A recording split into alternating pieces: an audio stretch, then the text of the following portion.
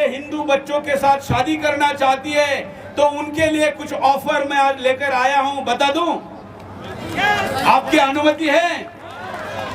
इसमें साथ देंगे? अगर तुम किसी हिंदू बच्चों के साथ विवाह कर, तुम्हें घर में पूरी सुरक्षा मिलेगी।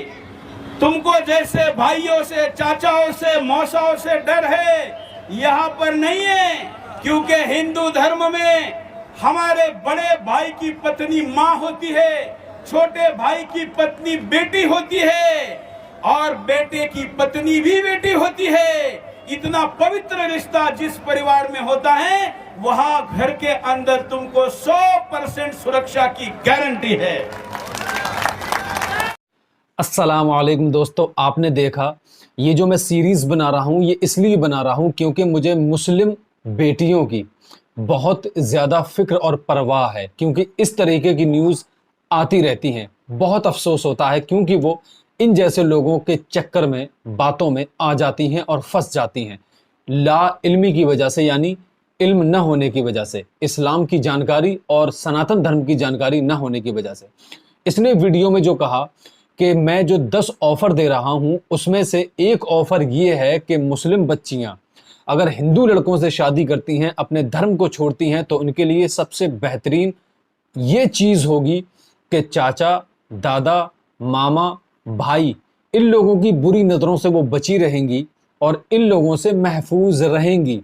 क्यों रहेंगी? क्योंकि ये लोग अपनी ही सगी बहनों के साथ बलात्कार करते हैं, अपनी भतीजियों के साथ बलात्कार करते हैं।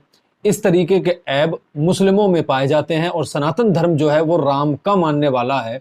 इस वजह से हमारे यहाँ बच्चियाँ महफूज रहेंगी।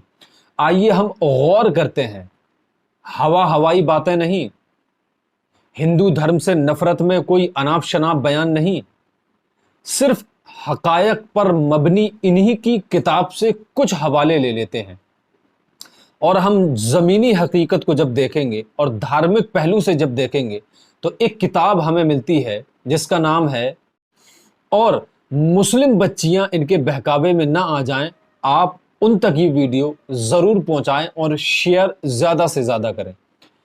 किताब का नाम है महाभारत आदि पर्व के अध्याय 105 और 6 में ये लिखा हुआ है कि एक औरत थी, उनका नाम था सत्यवती और उनके बेटे थे विचित्रवीर्य, जिनका इंतकाल हो गया था। लेकिन अफसोस की बात यह है कि उनके कोई भी पुत्र नहीं था, उनकी बीवी से कोई भी पुत्र नहीं था और उनकी 2 बीवियां थी। जो मुसलमानों को बदनाम किया जाता है कि ये एक से ज़्यादा बीवियां रखते हैं, इन्हीं की धर्म की किताबों में मौजूद है कि उस शख्स की 2 बीवियां थी, इसके बावजूद उसके कोई भी बेटा नहीं था।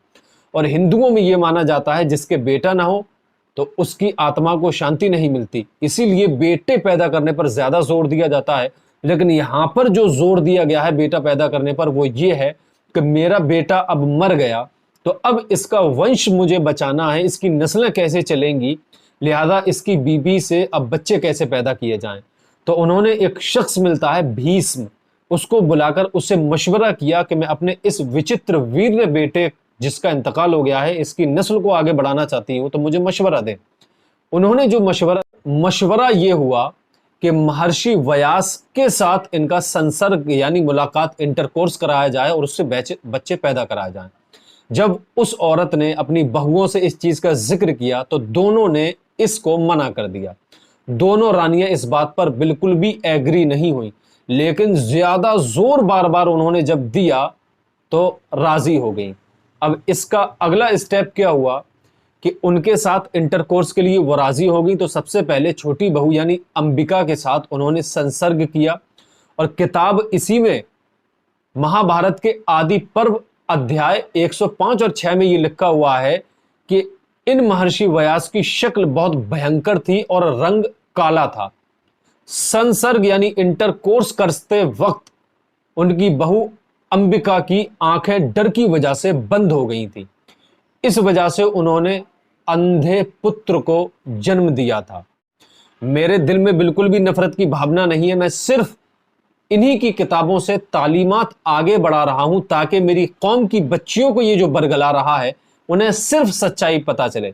हमें आपकी तालीमात से, आपके धर्म से, आपके धार्मिक बुक्स में जो लिखा हुआ है उससे ना नफरत है और ना हम इस चीज के खिलाफ हैं। लेकिन जब आप हम पर अटैक करोगे, हमारे धर्म पर अटैक करोगे, हमारी कौम की बच्चियों पर अटैक करोगे, तो मजबूरन हमें अटैक करना पड़ेगा और आप ही की सही तालीम आप तक पहुंचानी पड़ेगी, आपका असल चेहरा आप तक पहुंचाना पड़ेगा। आपके धर्म में हो सकता है ये सब कुछ सही हो, तो ये सही चीजें अगर हैं तो इनको प्रेजेंट करो मुस्लिम बच्चियों के सामने कि अगर आपका हस्बैंड इंतकाल कर गया और आपकी कोई औलाद न हुई तो हम किसी साधु संत से आपका संसर्ग यानी इंटरकोर्स कराकर बच्चे पैदा करेंगे। जब आप ये हकीकत पूरी बताएंगे, इसके बाद अगर मुस्लिम बच्चियां आना चाहती हैं तो हमें कोई भी एतराज नहीं है। कहने का मतलब और मकसद सिर्फ ये है कि सच्ची बात प्रेजेंट कर कर और अपने सनातन धर्म की बुक्स को पढ़कर, इन सारी चीजों को बताकर आप उन्हें अपने धर्म की तरफ बुलाएं, हमें कोई भी एतराज नहीं है। आप फैक्ट चेक कर सकते हैं, महाभारत आदि पर्व के अध्याय 105 और 6 में ये लिखा हुआ। ये चैनल को सब्सक्राइब कर लें और नया वीडियो जो आने वाला है इसी की अगली कड़ी, उसे देखने के लिए इंतजार करें।